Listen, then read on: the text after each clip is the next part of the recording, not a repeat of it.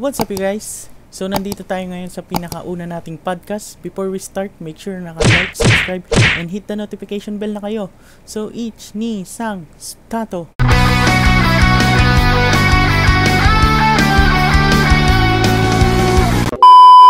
So yun na nga guys. Una nating podcast to. Ayan, kasama natin si Mido Rimaro. Kamusta mga Chingodachi? First time namin mag-podcast nito netong vlogger na to. Hindi ko nga to kilala eh.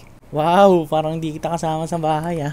Yun, ano ba ang gusto mong pag-usapan natin, Mido Rimaro? Actually, gusto kong pag-usapan yung mga multo-multo. Kaso lang, 3 AM na, nakakatakot. Baka biglang may lumabas dyan sa likod mo.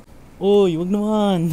Ano ba yung pinakahanap mo sa isang babae? Iyon, no? Ang hanap ko lang naman sa mga babae, basta babae. Yun na yun. Paano magtatagal yung podcast natin yan kung ganyan ka, Mido Rimaro? Dapat ikaw ang nag-i-start ng topic eh. Di ko nga alam tong podcast na to. Sa'yo ko lang to nalaman, kakasabi mo lang ngayon. Ganito na lang. Ano yung pinaka kinakatakutan mong bagay sa dito, sa mundo? Ano yung kinakatakutan mong bagay? Ang kinakatakutan kong bagay yung bigla na lang akong sumabog dahil lobo lang ako na may balbon. Iyan, pakalupit talaga ni Mido Rimaro. So yun, sa akin, kinakatakutan ko talaga is yung hindi na ako mag-succeed sa buhay. Yun yung pinakatakutan ko ngayon. Yun, dahil sa sitwasyon ko ngayon, alam mo naman yun. Alam ko nagigets mo. Napakaluwit talaga ni Mido Rimaro. Actually, hindi ko nagigets ang sinasabi mo. Pero sige, oo na lang. Sa palagay mo, Mido Rimaro, paano kaya ako magkakajowa? Paano hindi ka magkakajowa? Hindi ka naman lumalabas sa kwarto mo. Panay ka lang dito. Laro ka ng laro. So, ayun nga, bigyan mo nga ako ng advice. Paano ako magkakajowa? So, siguro ang gawin mo, unang-una lumabas ka ng bahay. At yun lang, lumabas ka lang. Yun na yun. Wait lang, saan mo ba ako nakuha ulit? Di mo ba naaalala na nakuha kita nung tag dito? Naalala mo nung sa Sky Ranch? Dun ka talaga unang nakatira. Ano yung Sky Ranch? Yung Sky Ranch yung dun sa Tagaytay. Yung alam mo yung mga doon, yung mga games dun sa tag dito. Sa Sky Ranch yung may mga shooting ng basketball na pagka nakashoot ka magkakaroon ka ng stuffed toy. So yun, nakashoot ako isang beses.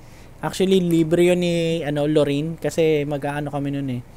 Magpipictorial kasi kami ng ng mga yung malapit sa staycation nila, pipictorial namin tapos yun din namin ipopost namin sa sa page nung staycation nila dati. Ngayon kasi wala na silang staycation. Ang na lang nila ngayon is minsan pagka may mag-o-open ng staycation, kami yung tag dito. Kami yung crew na kung ano bang magandang design dito, or ako yung nagpo-photograph ng mga tag dito, mga gagamitin pang advertise ng nung staycation. So ayun, nandun nga tayo sa nandun nga tayo sa Sky Ranch. Nakashoot ako sa sa tag dito, sa parang yung basketball na yun, kita tag dito, ikaw yung pinili ko. Sana all pinipili. Siyempre, kung hindi ka Neon Green, hindi ikaw yung pipiliin ko. Poset ka. Kala ko pa naman pinili mo ako dahil pogi ako. Anong pogi? Gagi, mas pogi ako sa'yo. Hindi, mas pogi ako sa'yo. Hindi, mas pogi nga ako sa'yo. Sige, ikaw na ang pogi. Total, ikaw naman ang amo ko. Yon. Yung time na yon, talaga, tag dito. Nagtatrabaho pa ako sa kanila dun sa staycation. Kami naglilinis, kami photograph, tas kami din yung naglilipat ng mga gamit-gamit, mga bagay-bagay. So yun, ang nila dati, yung staycation nila dati, kung alam niyo yung SMDC Winds ba yun o SMDC Wind?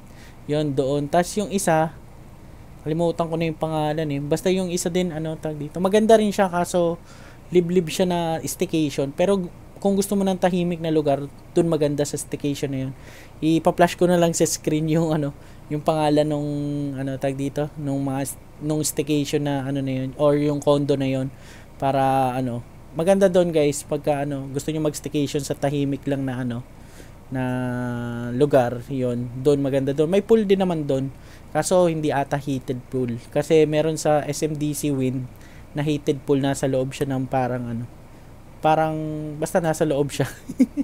So yun, Ang maganda naman dun sa ano, hindi lang siya tahimik, ano din. Kaso may problema din pala dun sa isa na sinasabi kong ini-staycation.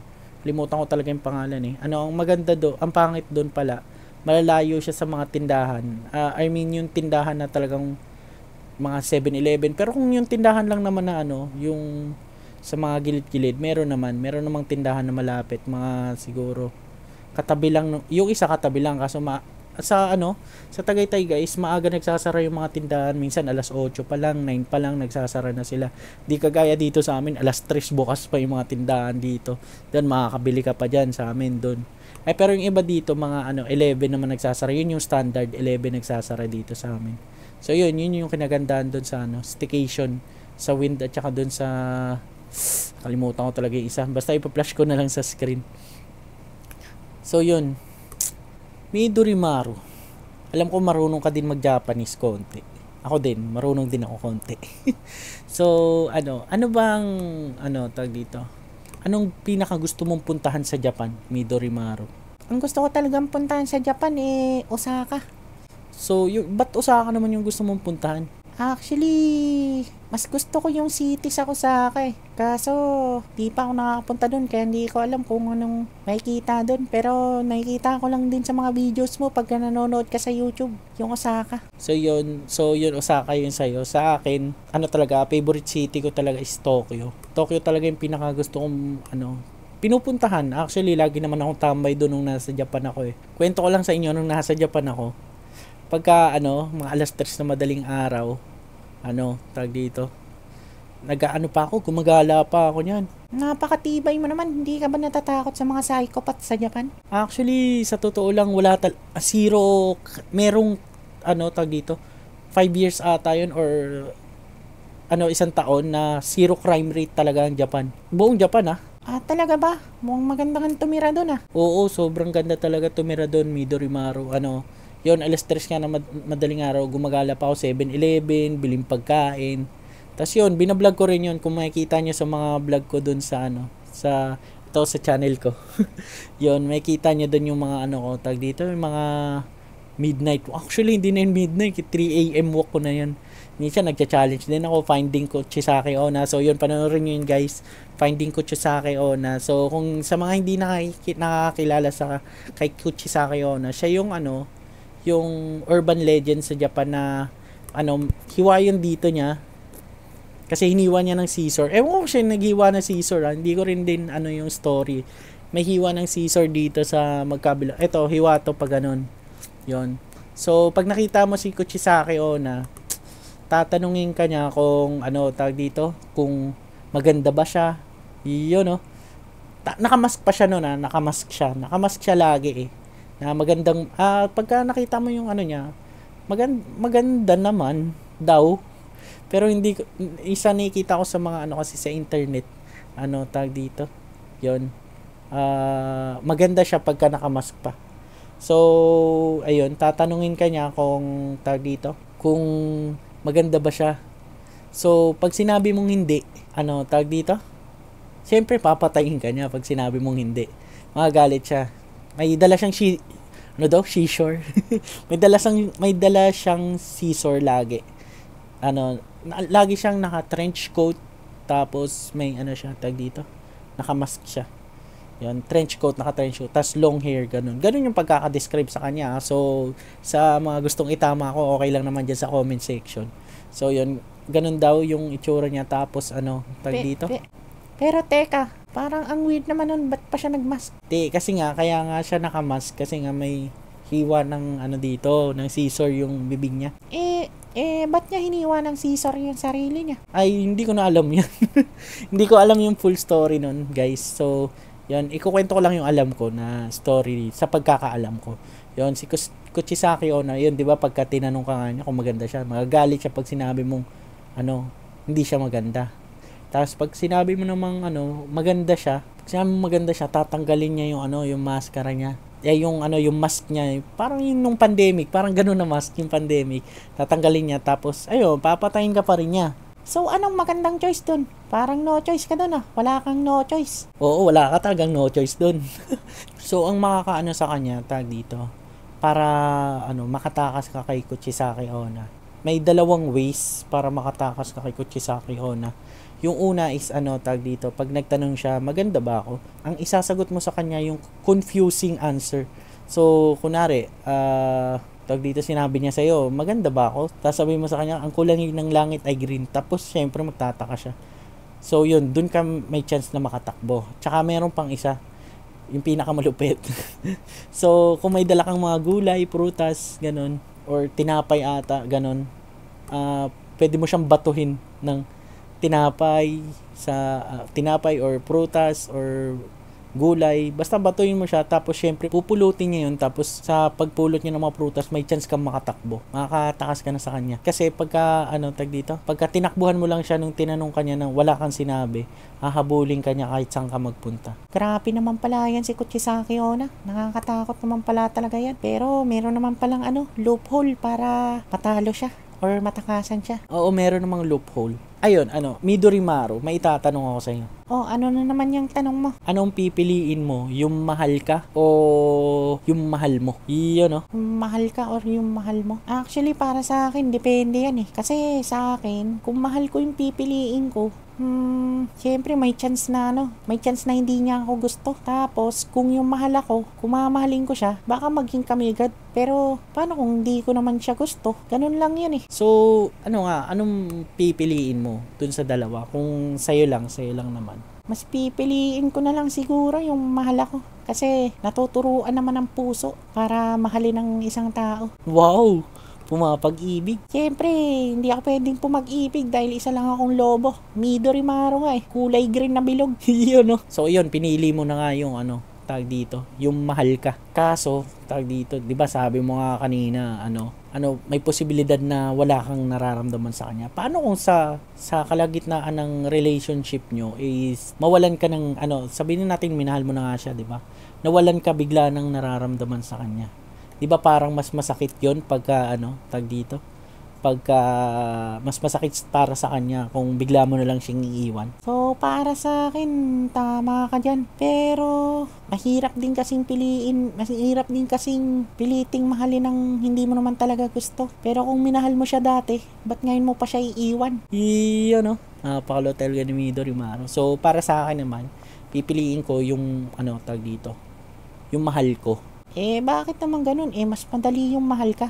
Kasi mahal ka na agad. Kasi kung pipiliin ko yung mahal ko, siguro matututunan din naman niya akong mahalin. Gaya nga sabi mo sa kanina, matututunan mo ring mahalin yung tag dito, yung mahal ka. So sa akin, yung mahal ko, yun yung pipiliin ko. Aba, napakalupit mo naman. So, paano kung ganito, hindi ka niya gusto? So, kung hindi niya ako gusto, ipupush ko pa rin. Siguro hanggang sa tag dito, hanggang sa maramdaman ko na wala na talagang chance. Ganun na lang siguro.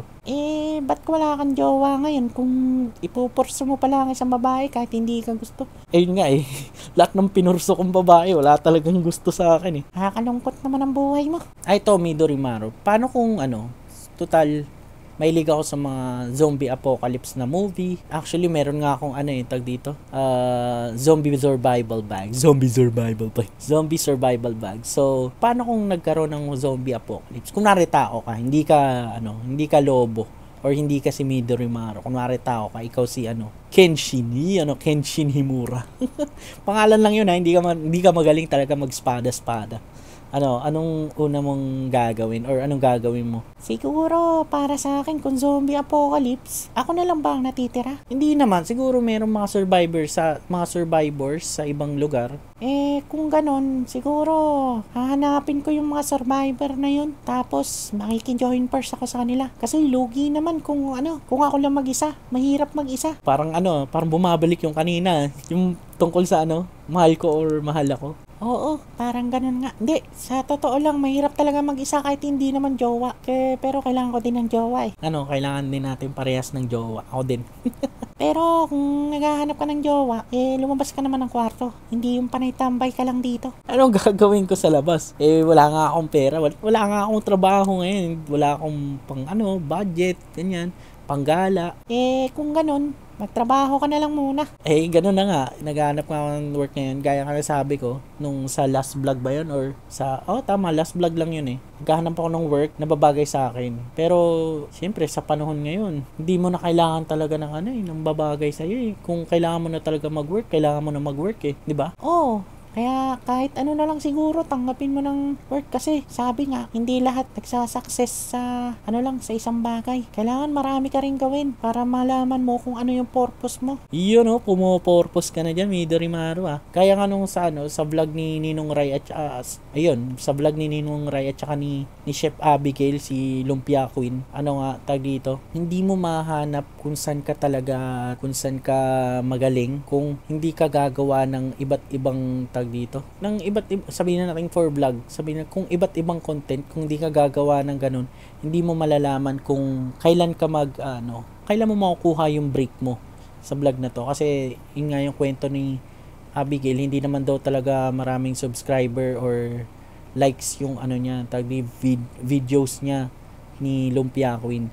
So, meron siyang isang video na nag-viral. Tapos yun, tuloy-tuloy na yun. So, ako, ang ginagawa ko, kagaya ngayon, nagpa-podcast tayo. Iniiba-iba ko yung concept ko para dito. Mahanap natin yung yung purpose natin. Gaya nga sabi mo kanina, yung purpose natin sa buhay.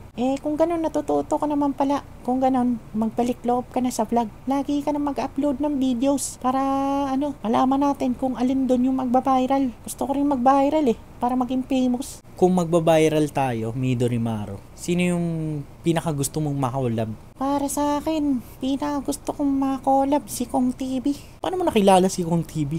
Siyempre, nasa likod mo lang ako, pinapanood ko yung mga pinapanood mo sa YouTube okay.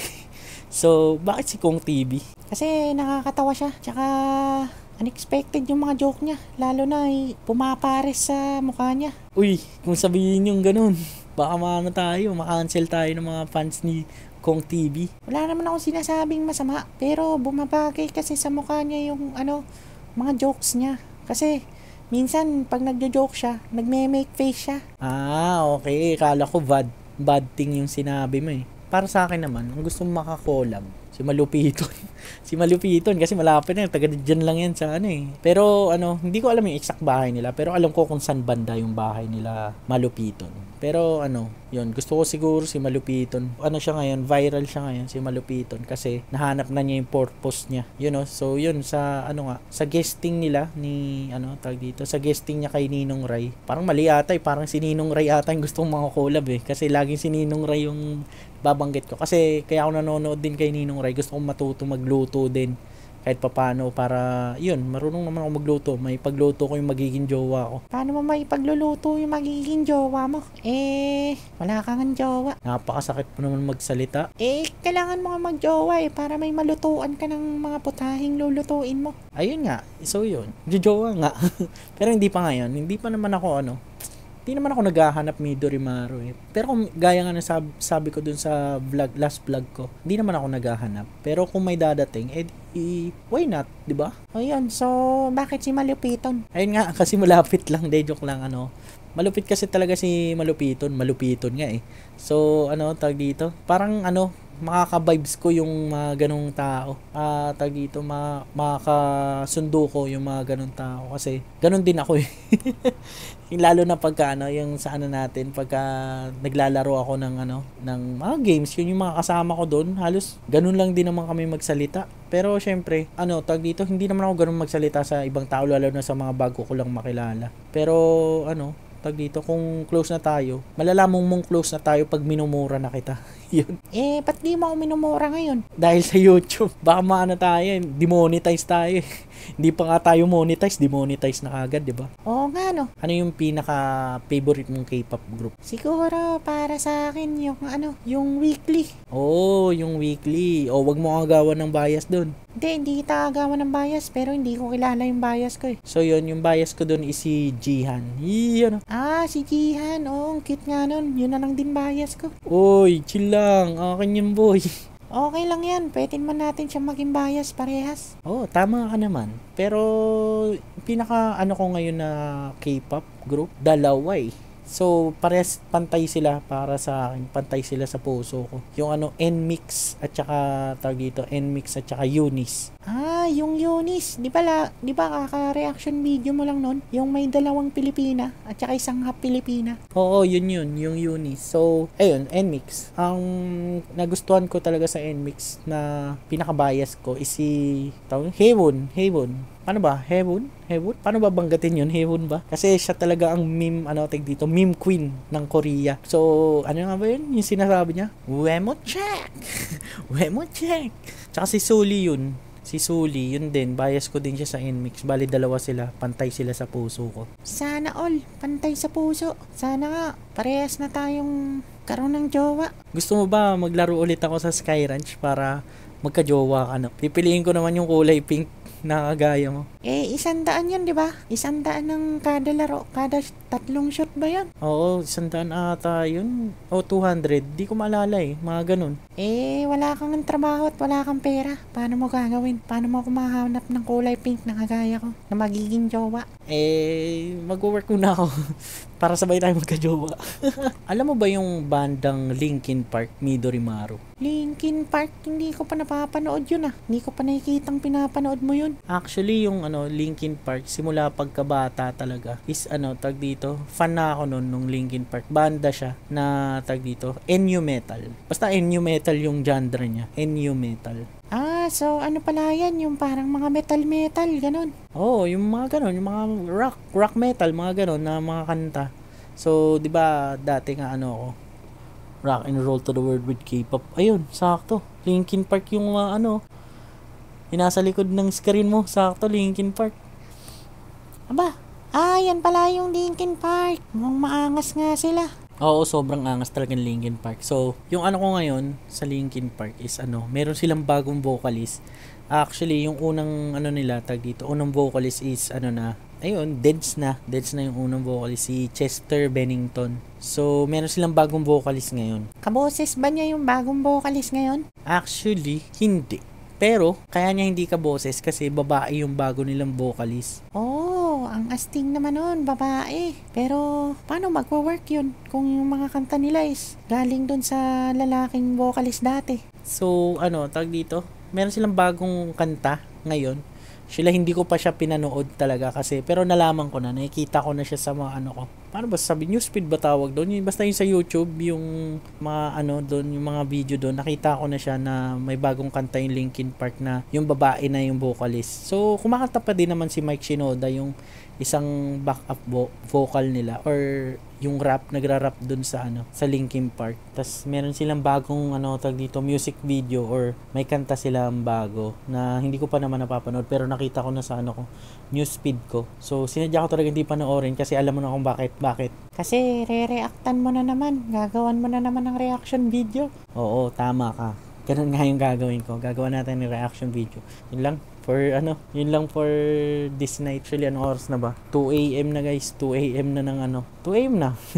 So, ayun. Thank you guys for watching our first podcast. So, kung gusto nyo pa ng maraming tag dito, ng content na podcast namin ngayon ni Midori Maru, hit like, subscribe, and notification bell para ma-notify kayo pag may bago kaming videos. So, yun. Rock and roll to the world with K-pop. See you guys on my next videos. Peace. Mata na. I've got an itch I can't scratch, I'm missing a piece that completes a whole part of me, an open wound scar to see.